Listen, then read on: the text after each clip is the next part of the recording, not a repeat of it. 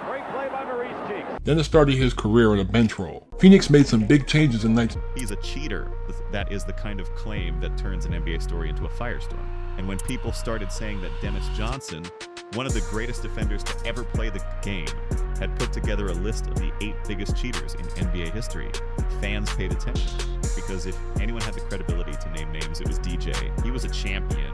He was a winner. He was the kind of player teammates trusted with their lives on the court. So the story spread fast.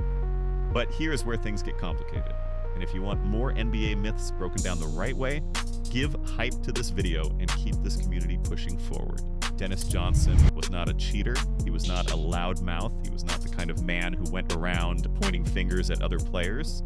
He was a 3-time NBA champion and Finals MVP who won everything. He played for the Seattle Supersonics, the Phoenix Suns, and the Boston Celtics. When Boston brought him in during 1983, it was not by accident. The Celtics needed someone who could lock down the best guards in the game.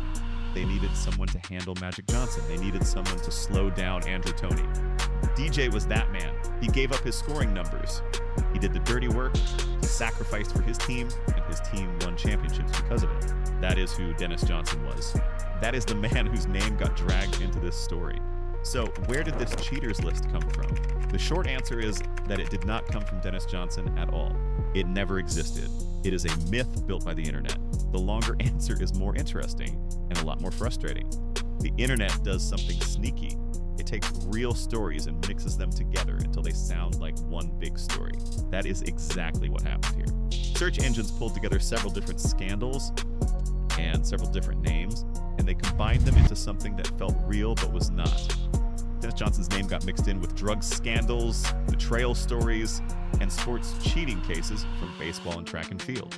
The result was a ghost story dressed up as basketball history.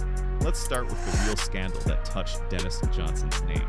In 1987, the Phoenix Suns got caught in a federal drug investigation.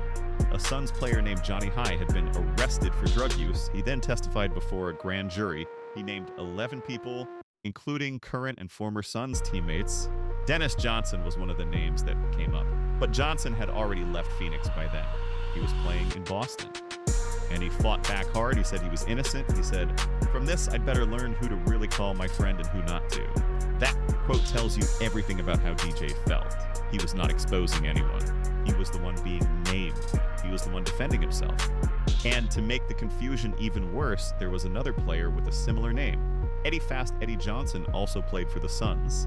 Eddie Johnson was actually suspended that same year by Commissioner David Stern. People mixed the two names up, two Johnsons, same team, same era, same scandal. The internet never bothered to sort them out. Then there is the number 8. The title says 8 biggest cheaters. Where does 8 come from? It does not come from Dennis Johnson. It comes from a baseball scandal that happened more than 100 years ago.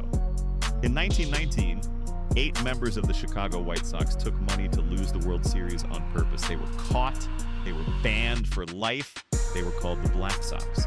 The story of 8 banned players became one of the most famous cheating stories in sports history. That number, 8, became connected to sports scandals in a deep way, and the internet remembered it. Then there was a race. The 1988 Olympics in Seoul had a 100-meter final that became one of the most corrupt moments in sports history. 8 runners lined up. A sprinter named Ben Johnson crossed the finish line first. But he tested positive for steroids and was stripped of the gold medal. And the 4th place finisher in that same race, his name was Dennis Mitchell. Dennis Mitchell later got banned for excessive testosterone levels. So there it was, a race with 8 competitors. A man named Johnson who cheated, a man named Dennis who cheated. The internet saw the words Dennis, Johnson 8, and cheaters all in the same place and started connecting dots that had nothing to do with each other. Add one more piece. Dennis Rodman, the legendary rebounder for the Detroit Pistons, told a story about personal betrayal. He said a teammate had an affair with his wife. He never named the teammate. For years, people searched online trying to figure out who did it. Thousands of posts, millions of searches, all under the topic of Dennis and cheating. That wave of internet chatter fed the same search results. More fuel for the myth machine. None of this is Dennis Johnson's fault, but the internet does not care about fault. It cares about clicks, and the story of DJ exposing the 8 biggest cheaters in the NBA is a great click. So the myth grew. It spread from platform to platform. It got shared, reposted, and recommended by algorithms that could not tell the difference between a real event and a digital construction. And it became the kind of story that feels real because it uses real names and real moments, even though the combination is completely fake. Now let's talk about the players who actually did earn a reputation for bending the rules. Because even if DJ never made a list, the idea behind the list is not wrong. There are players in NBA history who crossed lines. Some crossed them quietly, others crossed them loudly. Bill Laimbeer of the Detroit Pistons was one of the most physical players the league has ever seen. Opponents said he was dirty, he threw hard fouls, he flopped, he got in people's heads. The bad boys Pistons built their identity around making the game ugly. Laimbeer was the ugliest part of it. Dennis Rodman grabbed, he held, he poked, he pulled. He did whatever it took to frustrate his opponent.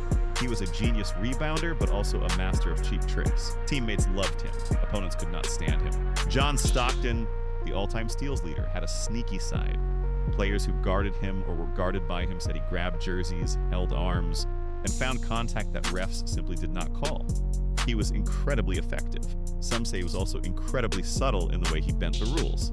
Karl Malone threw elbows. He hurt people. Some of those moments were not accidents.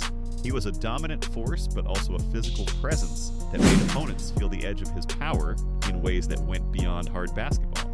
Reggie Miller was a specialist at drawing fouls. He would exaggerate contact, he would flail, he would talk trash the entire game. He got into people's minds and made them make mistakes. He was brilliant at it. But brilliant and clean are not always the same thing. Bruce Bowen became famous, or maybe infamous, for sliding under jump shooters. Stars complained that he was putting their ankles at risk. He said he was just competing. The league had to look at some of his plays more than once. Chris Paul earned a reputation as a rule exploiter.